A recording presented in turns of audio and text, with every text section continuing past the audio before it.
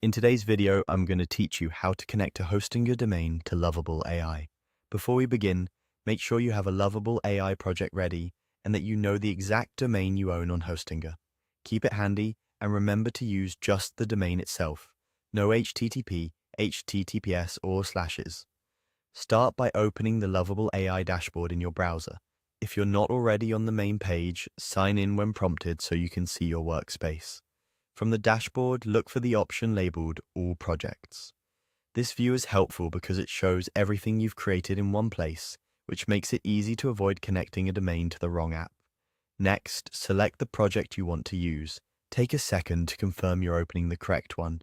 Check the project name and any small details you recognize. It's worth that quick glance now so you don't have to undo anything later. Once the project loads, head to Settings. You'll find it by clicking the icon or logo in the upper right corner of the screen.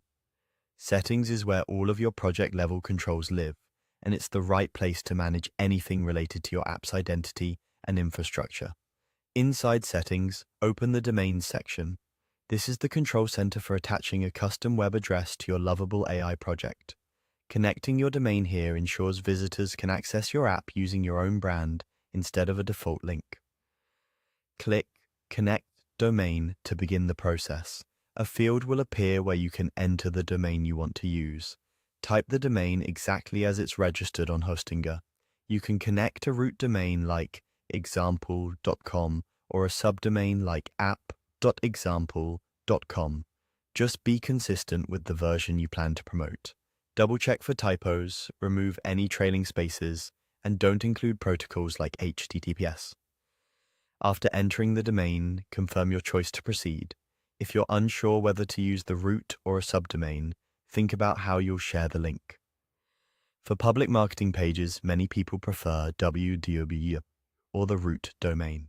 For apps or dashboards, a subdomain such as app or dashboard often makes things clearer. That's it on the Lovable AI side. You've told your project which domain to expect. If anything doesn't look right, revisit the domain section to review what you typed and make sure you're still working inside the correct project. Thanks for watching. By following these steps, you've aligned your Lovable AI project with your Hostinger domain, setting the stage for a clean, branded experience.